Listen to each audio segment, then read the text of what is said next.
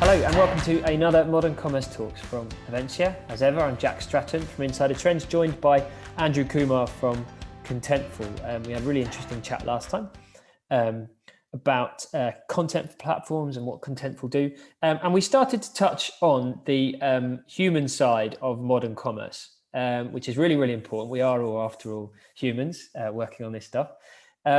And it was really interesting. So I thought we might spend this session, going a bit further into that. So I guess we'll just start with that idea. What is the human side? As you see it at Contentful, what is the human side of modern commerce and where do they fit in? This is a good question. So this is probably the number one thing I get asked, and it's amazing, right? It's as organizations, as our customers or clients, brands, as they start to, or midway through, depending on where they are, they're going through some sort of digital transformation, some sort of upskilling, retraining, kind of setting up the scene of what humans do I need to do to meet today's needs of my customers and the future needs of my customers. And kind of a quick fire summary of how we're describing this is around builders. And we say, okay, everyone needs to kind of wrap their head around everyone as a builder, right? And when we look at I used to have this professor at Simon Fraser University, 15 years ago would say, every business is a software business. They just don't know it yet. And now 15 years later, I'm like, oh man, he was on to something. Yeah, he so was. Yeah. So Andy Jassy, the CEO of AWS, he talks about, moving quickly, speed, and kind of to move quickly, to iterate, to test, to do what's right for your customers. You need to hire builders. And then there was like a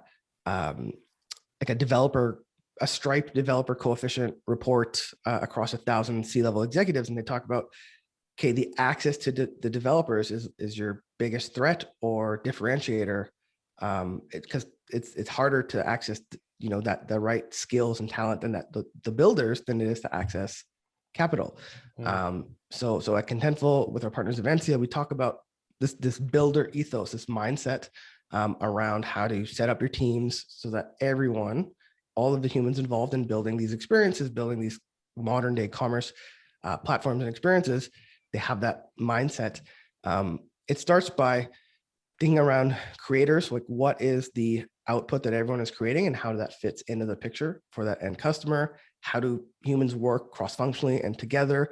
How do you weave in partners and agencies like Avencia for really like high talent, high quality specific skills? And then what do you do around extended community? What are you leveraging from maybe the open source world? Ultimately, the goal and objective is to build better together. And so you might have a technology side, a marketing side, a customer experience side, and they all kind of come together in this Venn diagram to sit at the same table and work together. Sometimes they're going to work separately in their own worlds, but then when it comes to digital, they're going to have to work together. And this is where we think, Contentful is really powerful to bring all those worlds together to enable that collaboration. And there's different tools, different utilities, different experiences or interfaces. So if you're a project manager, campaign manager, and you're thinking about scheduling workflows, task assignments, there's a launch feature. If you're a content author, there's a compose and authoring experience. And then if you're a developer, you can do content modeling and APIs. So that, this collection of tools together helps you collaborate, but then simultaneously, each independent group can go do their work effectively and efficiently. Ultimately, where I think this is going is a shift to a squad of builders.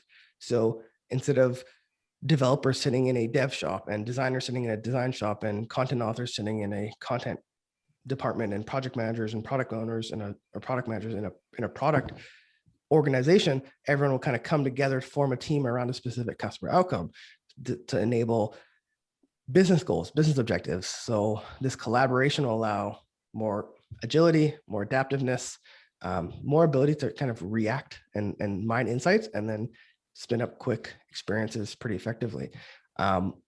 So I suspect a shift. I've seen it when I was a customer 5 years ago, and I've seen it a lot in the last 2 years as a partner, where the focus used to be on individual and now it's on team. And that team will have a shared vision, a shared set of KPIs and outcomes. And a lot of the outcomes, when we think about modern commerce, is help your customers find what they need to find as fast as possible, minimize the friction for commerce, consistent application of commerce and content information across channels. These are the type of outcomes that the team is beholden to instead of one individual group. When we think about the team, I tend to break it down into 4 categories. There's your digital leader. That's the person that's kind of paying everyone's paycheck, putting the people together. It's almost like playing a game of chess. They need to get the right pieces together and put them on the board and make the right moves. That's the digital leader. They have to compete for talent from other organizations, and they have to compete for business because online commerce is a competitive space. And so they'll have to build the right culture, the right team, the right tooling, kind of keep everyone together. Then you'll end up, I call the second group, the digital strategy group. You might have your platform strategists, your product managers, your product strategists. They think about insights, the roadmap, the KPIs. They also have content strategists in that group as well, and merchandising strategists or product marketers, thinking about information architecture, thinking about product market fit, what's the type of content and messaging. Then you have your digital technology group, where your architects, your tech leads, your developers, they're going to be writing code and building templates and building experiences.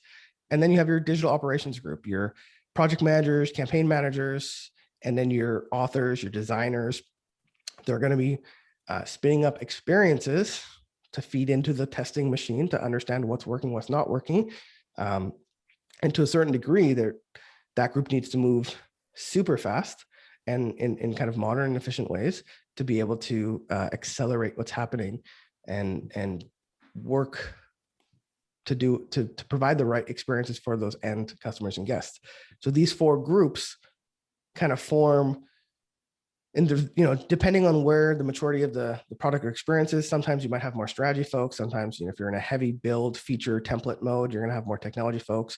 But if you ramp down what features and templates you're building, then you might have a lot of content authors and designers leveraging that experience, creating more and more pages, experiences, interfaces, using the tooling.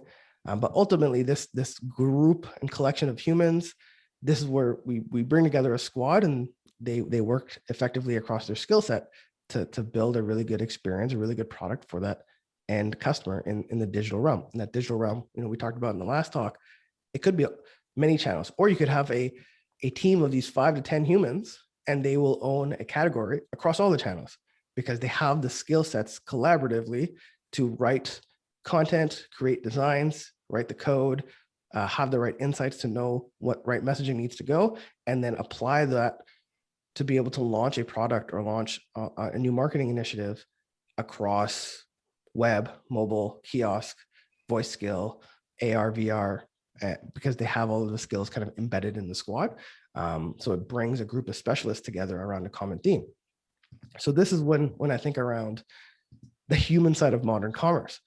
And I think that the secondary set of challenges is, and I'm biased being at Contentful, but when you have the right platforming decisions, it melts away a lot of the friction on the human side, because you can bring in partners, you can bring in specific skill sets, and you can kind of create this mesh of skill sets between what you have in-house versus what you bring a partner in for. And the 2 organizations can help kind of train one another. And so you bring in your partners, help upskill your team. There's a lot of training and learning resources. If you're kind of working in the older platforms, the talent base is decreasing and the appetite to upskill and learn will decrease. Whereas if you're moving into the more modern platforms that are friendlier and kind of purpose built for these modern humans, then upskilling, training, there's ample resources and opportunity to raise the bar for everyone. And so the platform ecosystem supports your new ways of working in your process, which ultimately supports the talent level and skill of your people. And if you go back to that digital leader, that first group, like this is the change that is constant in digital transformation. And the interesting thing that you keep on touching on, really without directly labeling, is just the sheer scale of this, the vastness. Actually, when you have, on any given project with a retailer, if you've then connected this product, this platform, like take Aventia's Excite, you have all these different companies who all have their different types of experts, creators, all doing interesting things.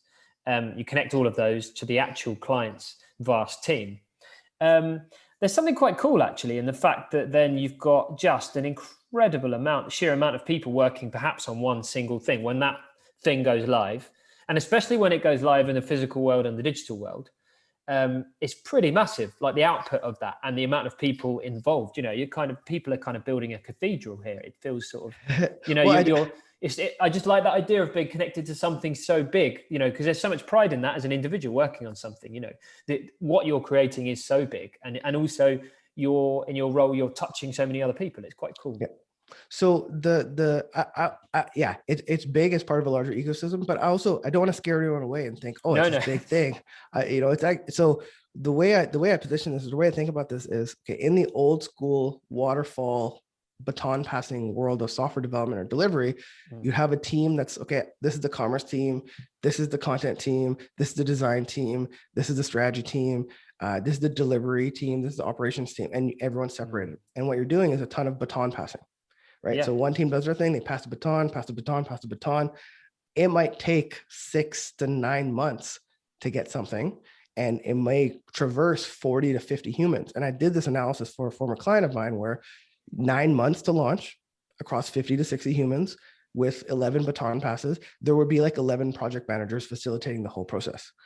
When we shift to this more digital builder squad of 8 to 10 humans, you remove because that group of 8 to 10 humans will have someone from commerce, someone from search, someone from content, someone from design, someone from strategy, and they have all the skill sets. Then that kind of unit, that squad, you don't have to do all the baton handoffs. They're one team now with all of the skills. So they can go from idea to launch in 6 weeks or 8 weeks, not 6 or 8 months, just by removing and simplifying. So I think grand in terms of the amount of quality experiences in this way of working that organizations can deliver, but then also small, because if you focus on, I think Amazon calls it a 2-pizza team. Can you feed the team with 2 pizzas?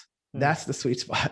Yeah. Right. But you need the skills and you need to remove those batons and those handoffs, so you can achieve it. And I think this is where the modern platforms enable this modern way of working. So you're still part of the bigger machine, but all of those other 50 to 60 humans are reoriented in this way, and they might be working on 6 different customer touch points or 6 different initiatives across the business. So you might have a team dedicated to commerce, another team dedicated to global marketing, another team dedicated to knowledge base and chatbots. So across the customer journey, they all have really good, engaged, connected experiences. But instead of having 60 people just work on commerce. So it is a way to, if the argument I make is you should optimize for your humans. So whatever technology decisions and platforms you pick, because the humans will be very, very expensive compared to the platform costs. Yeah. And again, we think of, speed of output of any of these projects being so important, and why these modern commerce platforms are so effective in delivering speed. But the speed is good for the staff, your human staff too, not just the customers, right? Because actually then you start working on something and fairly soon you see the fruit of your labors. It must be quite frustrating when you're in one of these legacy teams actually, and you're working on the same repetitive thing, and with the baton passing and everything that's going on, maybe 9 months later, you start to see the project launching. But do you know what? Maybe in that 9 months, the world's moved on, and what you did feels a little bit old, and I don't know, you wouldn't get the same satisfaction. How many projects started in January 2020, and by March 2020, they were completely different, right? Yeah. That's true. Certainly what we're talking about is built for these strange times. That's for sure. Andrew, it's been so enlightening for me again. Really interesting. Thanks for joining us.